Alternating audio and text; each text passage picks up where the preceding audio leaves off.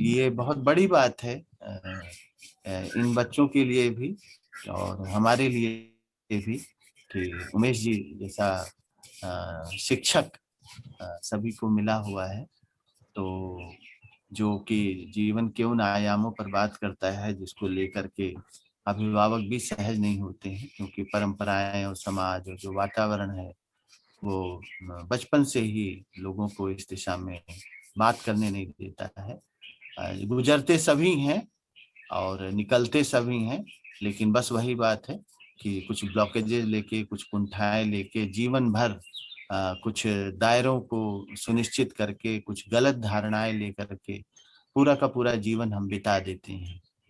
तो उन कुंठाओं से निकलने का, उन धारणाओं से निकलने का और मुक्त होने का जो मार्ग आज के सत्र में उमेश जी ने निर्देशित किया और बच्चों ने प्रयोग किए।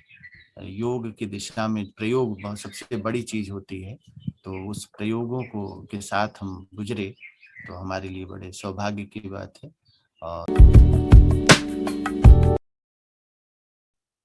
उमेश जी, हर्ष ने अपने सेशन में भी बात की थी एनर्जी बॉडी में ब्लॉकेजेस की महिलाओं शरीर में। यहाँ आपके माध्यम से और पैशनी के माध्यम से मैं युवा लड़कियों में, बच्ची से लेके जो युवा लड़कियों तक जो समूह यहाँ हमारे पास है, उनके भीतर लगभग किस तरह के ब्लॉकेजेस हो सकते हैं, किन वजहों से हो सकते हैं और उनसे दूर रहने के या उनसे मुक्त होने के क्या तरीके हो सकते हैं। सभी अभिभावकों को ये संदेश देना चाहूंगा, अगर उनको ठीक लगे। मैं आऊंगा बच्चियों के ऊपर भी।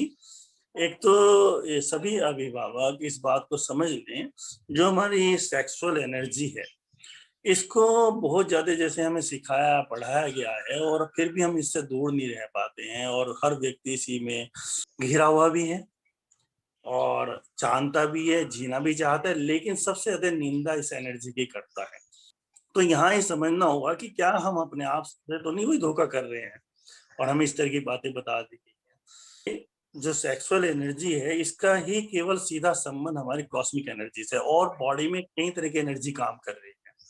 तो लेकिन हमारी जो सेक्सुअल एनर्जी है, केवल ये जो काम है यही राम बन सकता है। इस बात को और अभिभावक समझ ले, काम को ही राम बनाया जा सकता है और किसी को नहीं। हम मंदिरों में राम को पूजने जा रहे हैं, लेकिन राम ने अपने समय में या भगवान कृष्ण ने अपने समय में कौन सी साधनाएं करी होंगी वो हमसे सब छिपा ली जाती है।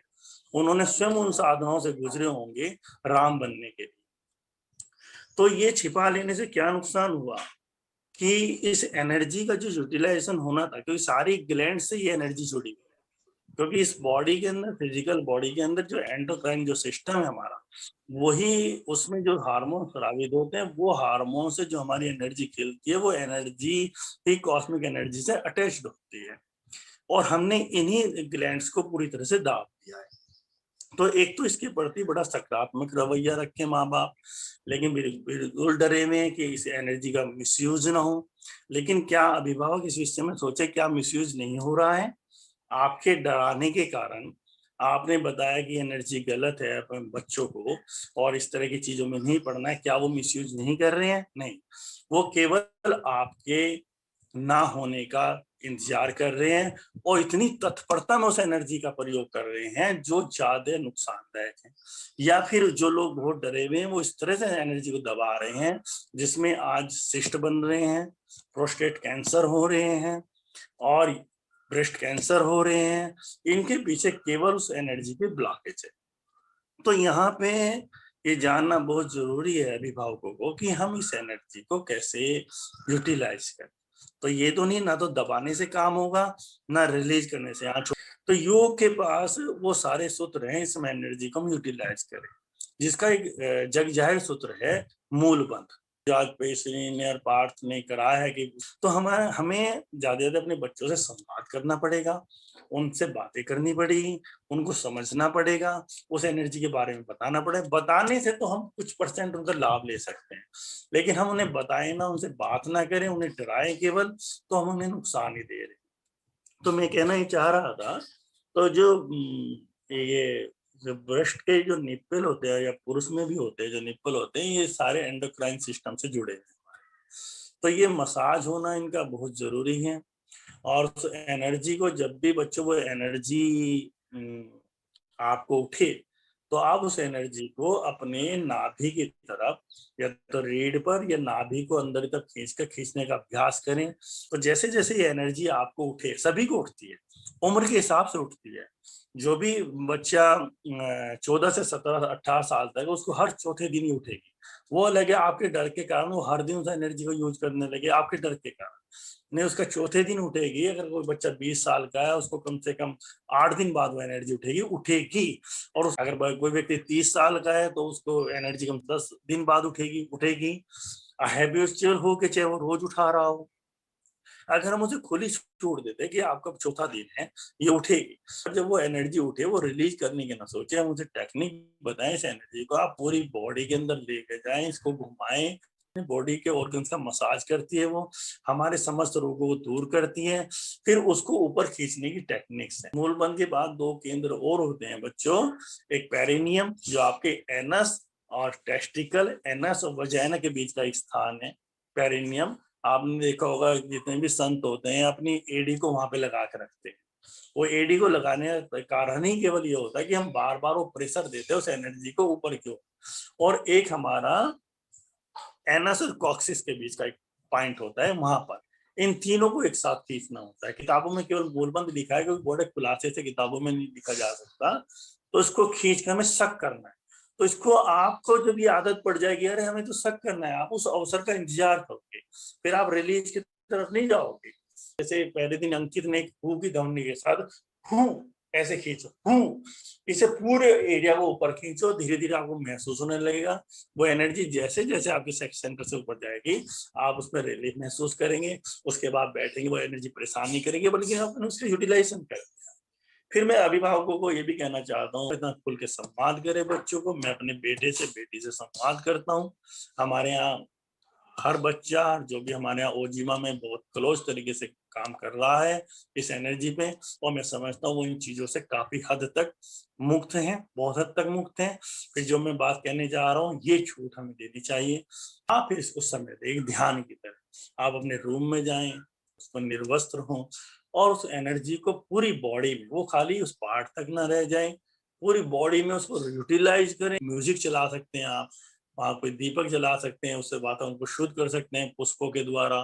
मतलब उसको एक ध्यान बनाए, उसको ऐसे नहीं, उसको ध्यान बनाए। वो इतनी बड़ी एनर्जी आपके अंदर उठे और उसमें जाके पूरे वो आपके ब्रेन के अंदर घूमनी चाहिए। अब वो नीचे उसका मतलब ही ना रहे।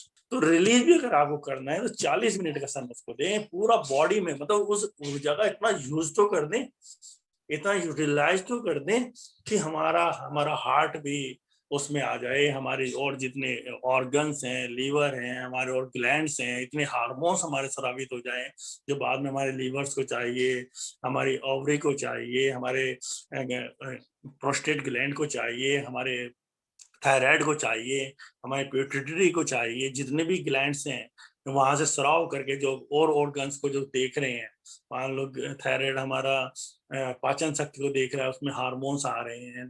तो इतने हार्मोन्स तो ले लो उससे पहले, इतने हार्मोन्स ले लो फिर रिलीज कर दो। आप करके देखें, जब आप पे समय हो निप्पल का मसाज करें। और मसाज का उद्देश्य आप एक ऐसा काम कर रहे हैं जो आपका एंडोक्राइन सिस्टम है उसे एक्टिव कर। आप एक बड़ा काम कर रहे हैं शरीर के लिए, शरीर की आवश्यकता है। और ध्यान में जाएं और जाते जाते सीधे यहाँ पर खड़ाई पर ले जाकर उसको वाइब्रेट करें। ये करके इसके पूरी एनर्जी को यूटिलाइज करें। ये एक बड़ा प्रयोग अगर घर घर तक पहुंचे और माँ बाप बच्चों से अपने संवाद कर पाए तो हम बहुत रोगों से, डॉक्टर से जाने के बाद से बहुत बच सकते हैं हम लोग। हमारे पास बॉडी के पास सब कुछ वो है जो अपने आप को ठीक कर सकता है। और ये चीजें ध्यान रखना, ये मंच है, यहाँ पे हर व्यक्ति किसी न किसी यात्रा में, तो वहीं पर जिक्र। ऐसा ना हो कि आप अपने यार दोस्तों की बातें बता रहे हो। मैं चाहता हूँ घर घर तक पहुंचे, लेकिन अभी नुकसान, अभी वो स्थल पर नहीं है। जो यहाँ पर बैठे हैं बच्चे, जो समझ पा रहे हैं, जो शिक्षक, मेन शिक्षक अभिभावकों के लिए कह रहे हैं, वो केवल जब पात्र तैयार तभी उस पर काम करें। अन्यथा समाज जैसा चल रहा है, समाज को बहुत सुधारने की कोशिश ना करें। जो सुधरने वाले हैं वो यात्रा करके वहां तक आ ही रहे हैं पर्सन लेकर, तो वहां उत्तर मिलेगा ही मिलेगा। सभी को जबरदस्ती उत्तर देने की कोशिश ना करें, उसके नुकसान होंगे इस तल पर। है ना, आम बातें, संसार की बातें कही जा सकती हैं। तो यहाँ पर जो बच्चे इस मंच पे हैं केवल अपनी यात्राएं करें, जब उनको महसूस होने लगे फिर जो उनके बच्चे हैं, बेटा है, बेटी है, वो धीरे धीरे संवाद कायम करें पूरी काउंसलिंग के साथ, अन्यथा इनको अपने व्यक्तिगत। यहाँ उपस्थित जो अभिभावक हैं उनके लिए उमेश जी के इस वक्तव्य में बहुत बहुत बड़ा संदेश था।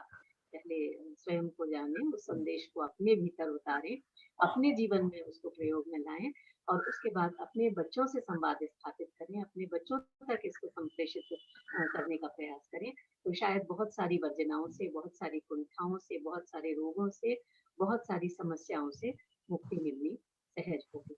अन्य किसी मित्र को यहाँ पर अगर अभी अपनी बात कहनी हो तो स्वागत है। अपने आप को बहुत कुछ कहने जैसा तो है नहीं, हाँ, सीखने, समझने, जानने और उसको उतारने जैसा है और सभी के लिए है। हम सभी कहीं न कहीं अभिभावक हैं, माता है, पिता है, बेटे हैं, बेटी हैं, बच्चे हैं। और उमेश जी की जो बातें थीं वो बहुत जीवन के गहन अनुभवों से निकलती हैं, प्रयोगों से निकलती हैं। उमेश जी कभी भी बस उपदेशात्मक नहीं होते हैं, न्यूनतम बोलते हैं, वो भी जरूरत पड़ने पर भी कम ही बोलते हैं, लेकिन जब परिस्थिति होती है तो वो पूरी बात बोलते हैं और पूरे साहस के साथ बोलते हैं। और ये साहस सभी में नहीं होता है, बहुत बड़ी बात है। और इन वर्जनाओं और समाज की जो परंपराएं हैं और जो पूरी मैं कहूँगा कि पूरी ह्यूमैनिटी को परेशान करती हैं और जीवन में बहुत तकलीफ देती हैं, उन पर चर्चा करना, उन पर बात करना, बहुत हम खुद को भाग्यशाली समझते हैं कि उमेश जी हैं और पार्थ पैस जैसे बच्चे हैं। हमें बड़े खुशी की अनुभूति होती है उमेश जी, कि सच में लगता है कि हाँ, हमारे होने की सार्थकता है। और ये लगता है कि नहीं, ये बातें यहाँ तक पहुँच गई तो कभी न कभी पहुँचनी होंगी, पहुँच जाएंगी। तो अपनी सार्थकता इसी बात में लगती है कि हम माध्यम बन पाते हैं और ये ईश्वर की कृपा है, ईश्वर का बड़ा प्रेम है कि वो हमें माध्यम बनाता है। बहुत भीड़ की जरूरत होती नहीं है हमें और वैसी आकांक्षा भी नहीं होती है, लेकिन बावजूद इसके कुछ बच्चे अगर कनेक्ट कर जाते हैं तो ये बात बहुत बड़ी बात है हमारे लिए। और छोटे बच्चों में ढेर सारी संभावनाएं दिखती हैं, तो यही अपने लिए बहुत बड़ा आनंद है।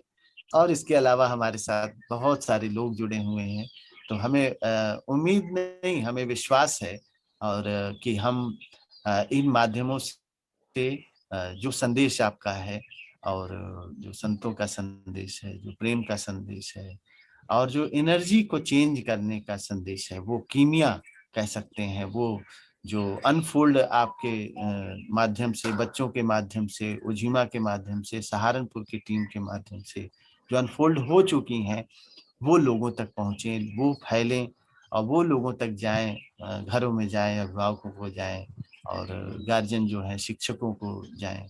हम यही उम्मीद कर सकते हैं। छोटा सा प्लेटफॉर्म है लेकिन शायद बहुत बड़ा अवसर है हमारे लिए और बहुत बड़े सौभाग्य की बात है कि हम इससे जुड़े। तो एक बार सभी का हृदय से आभार, हृदय से धन्यवाद, बहुत बहुत धन्यवाद। कल फिर